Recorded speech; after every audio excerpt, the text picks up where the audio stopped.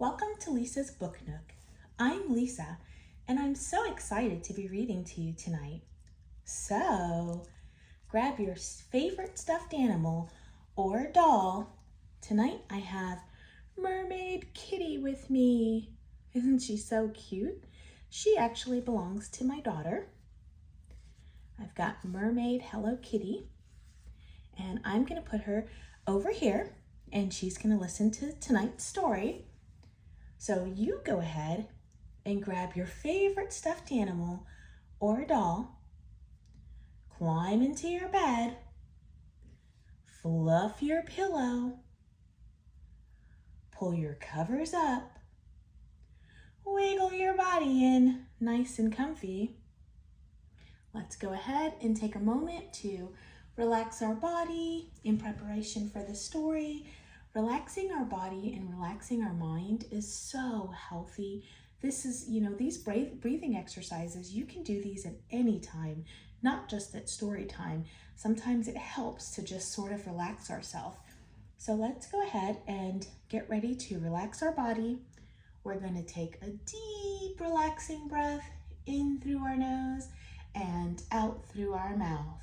Let's go ahead and do that now.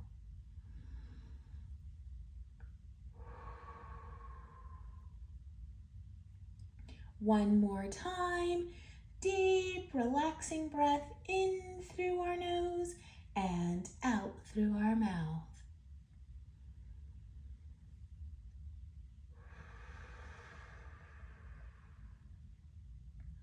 Now, let's travel to the faraway land of make-believe. Tonight's book is I Do Not Like It When My Friend Comes to Visit by Ivan Sherman. Now, what attracted me to this particular book was, drum roll please, it is vintage. I saw this book cover, which is the cover that's on top of the book, and I thought, that is an old book. Miss Lisa loves all things old, all things vintage, all things antique, and I saw that book and I thought, I have got to read that book. And more importantly, I have got to read this book with my friends. Also, what attracted me to the book was I liked the color scheme. It's very mute, it's very dull, and it really seems to just be 2 or 3 primary mute subtle colors. And subtle means just a little bit, not too much, not too overwhelming. And those colors I see are like this purple in the stairs and in different places, and this sort of like a peach or a pink, and this brighter color that's I don't know, like a deeper peach, maybe a red. And I sort of wondered to myself when I looked at this whole color scheme and I looked at the muteness of the book, I thought, because I knew this book was vintage, I thought to myself, I wonder if at one point the colors were maybe brighter and over time they became more mute. But I don't necessarily think so, because the color scheme is consistent throughout the book. So I just sort of wondered what was in the author or illustrator's mind when they chose these colors and they chose to do it that way. But that's just Miss Lisa. Miss Lisa thinks about those kinds of things, and I love looking at, we've spoken about that before, the visual textures and the visual art behind the different books. So now that we've said that, let's go ahead and read I Do Not Like It When My Friend Comes to Visit. And these beautiful colors are just throughout the book, and I loved that about this book. And I just like actual books. I love the feel of books. I love the smell. I like ebooks too, but I really like books. So I also took a quick peek, because sometimes in all my books I can't immediately find the copywritten date. but this one's right here. So this one was copywritten in 1973. That means when it was actually produced, when it was made. So this book is actually older than Miss Lisa. And it made me giggle a little bit because now I feel like, wait a minute, I was born in the 70s, but the late 70s, not 73. So I thought to myself, if I'm calling the book vintage, does that mean Miss Lisa's vintage? So that made me giggle. So let's go ahead and read the book. I do not like it when my friend comes to visit. She's looking out her window and she's saying she doesn't like it. So the fact that she's looking out the window, the reader can assume that she's looking in preparation for her friend's visit. She always wants to play with all the toys that I like best. When I tell her that they are mine, she runs and cries to my mother. So there she is. She's running to play with her Raggedy Ann. And look at that look she's given her. She's given her that squinty eye look. And she's basically saying her friend always wants to play with all her toys. And when she tells her that these are my toys, her friend goes and tells her mother. My mother tells me I must learn to share. Then my friend plays with all my toys, and I do not have any. I do not like it when my friend comes to visit. So she's right here, and there's one tear going down her eyes. And us as parents, we do tell you guys, our children, that you have to learn to share your toys. And she's upset because she doesn't want to share her toys with her friend. And because of that, that is one of the reasons that she does not like it when her friend comes to visit.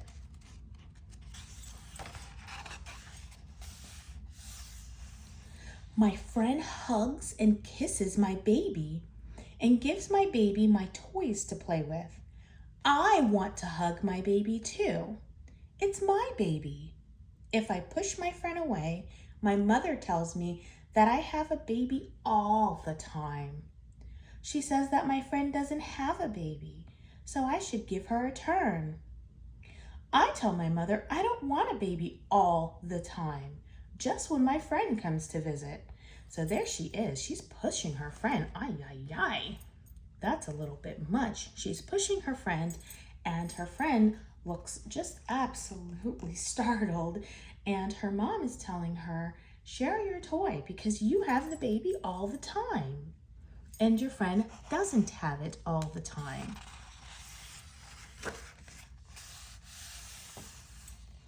My mother says she will take us all to the park.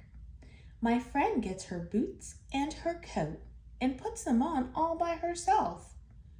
I'm very good at putting on boots, but I have a little trouble with jackets.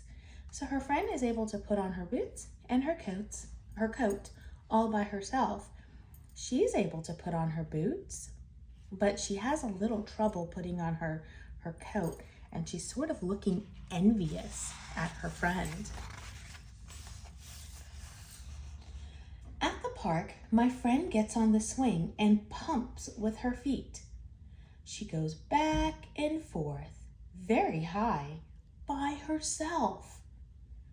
When my mother pushes me, I go back and forth too. When my mother pushes my baby, I just sit. My friend says she will teach me how to pump. I tell her I already know how to pump. I just like sitting. So at the park, when her mom pushes her, she can go really high, and she's thinking about that. But her friend can push herself at the park. Her friend knows how to pump her legs back and forth to go high on her own. Do you guys remember that when you were small, learning how to swing on the swing? Miss Lisa remembers teaching her kids, and it can be challenging. It's something that you really have to learn, but it's really great for your balance and really great for your workout, and it's really great for little kids' self-esteem when they finally learn how to do it. My friend goes down the slide the regular way, feet first. I go down backwards, head first, upside down. There she is. So her friend just went down the slide and she's going down head first, backwards, upside down. I think they're both kind of fun ways to go this way and that way, as long as you don't go slide, boink. My friend says it's dangerous to go down head first, backwards, upside down. I tell her that big children are not afraid of anything. So her friend is telling her that that's a little bit dangerous to do it that way, but she's saying that she's not afraid of anything and she's willing to go the way she wants to go. A boy comes to the park with his mother. I ask him if he wants to slide down head first, backward, upside down together. So she's asking another friend if he wants to go ahead and slide the way she's sliding. He says it's too dangerous and goes on the seesaw with my friend. I don't like it when my friend comes to visit. So see, there was a new friend for them to play with, and she said, hey, do you want to slide down with me? Slide down upside down, backwards with our heads first. And he said, yeah, you know what? That's too dangerous. I would rather go on the seesaw.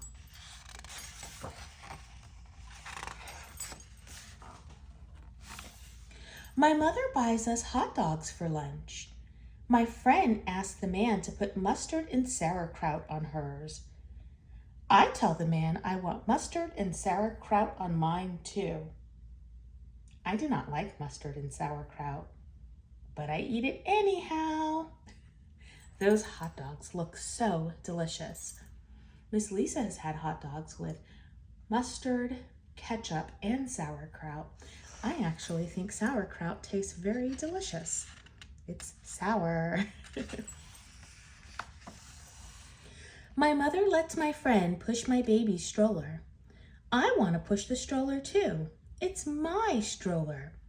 My mother says we should push it together. Oh, so actually her baby is her baby brother. So the mom is letting the friend push the baby stroller, but she wants to push it too. So that's why she was saying in the beginning of the book that her friend does not have a baby. It's her baby brother. My friend pushes too slowly. I want to push it fast. My baby cries when I push it fast. We push it slowly. I do not like when my friend comes to visit.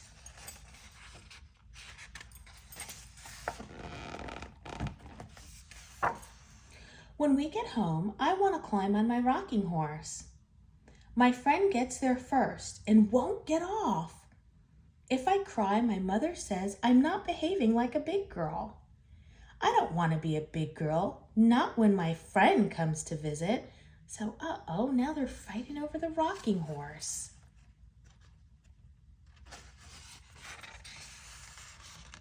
My mother tells us it would be nice to play with crayons and paper. My friend draws a mother and a baby in a garden. I draw scribble scrabble. My friend says it's smarter to draw a mother and a baby in a garden. I don't care if it's smarter. I like drawing scribble scrabble. I do not like it when my friend comes to visit.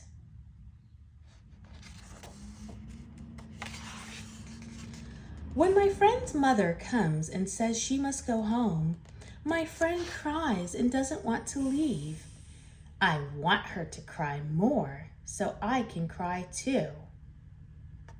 So her friend is crying and her friend doesn't want to leave. Her friend is having a really good time and she wants to cry too. Even the baby brother doesn't want her friend to leave.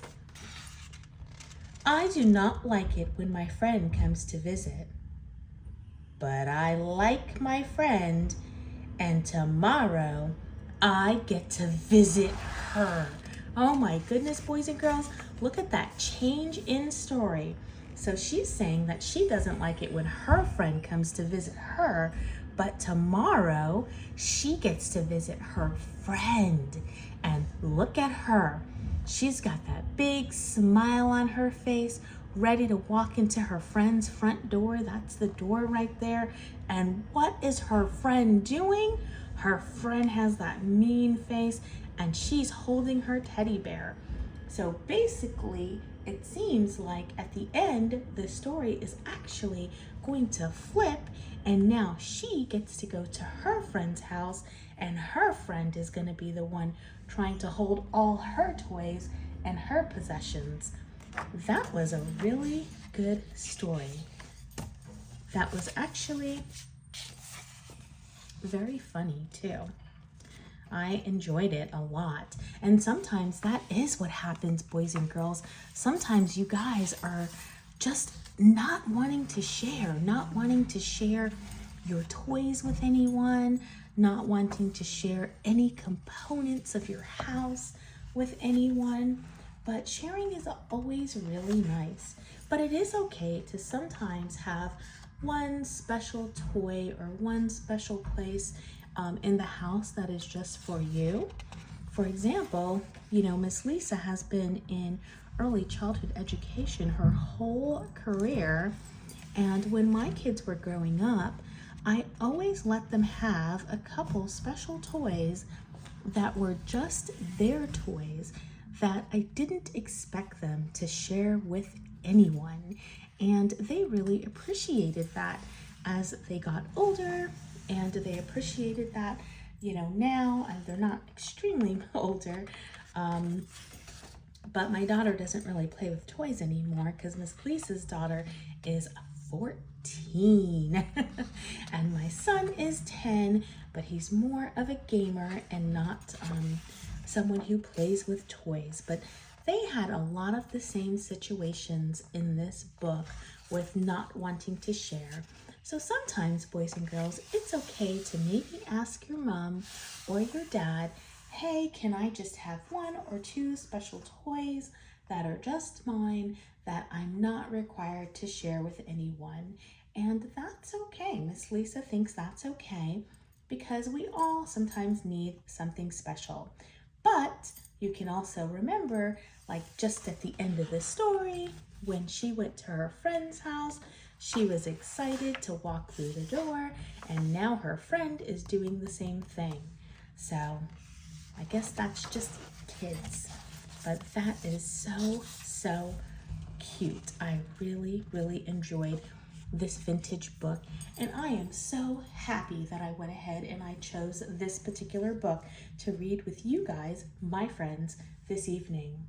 Now, let's go ahead and let's relax our body in preparation for bed.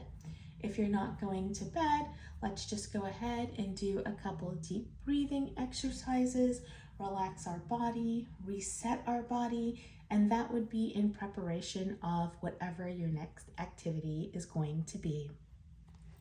Let's go ahead and sing our Twinkle, Twinkle, Little Star, our bedtime story. It just makes Lisa just reminisce on sleepy time, and I always sing it to all my friends when it's time for nap time or any type of sleep. So let's go ahead and count to 3, and then we will sing that. 1, 2, 3. Twinkle, twinkle, little star, how I wonder what you are. Up above the world so high, like a diamond in the sky. Twinkle, twinkle, little star, how I wonder where you are. Okay, now let's go ahead and we're going to take a couple of deep breaths. Let's go in through our nose and slowly exhale out through our mouth.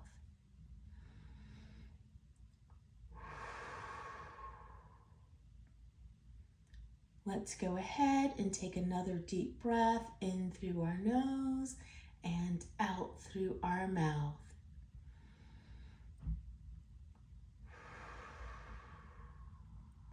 Let's go ahead and relax our shoulders, relax our legs, relax our neck in preparation for sleep time.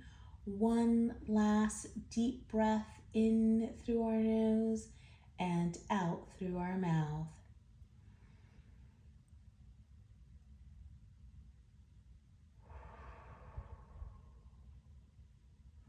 Okay, friends, it was so nice reading with you tonight. If you're going to bed, sweet dreams. See you in the morning, and I'll talk to you guys later. Bye.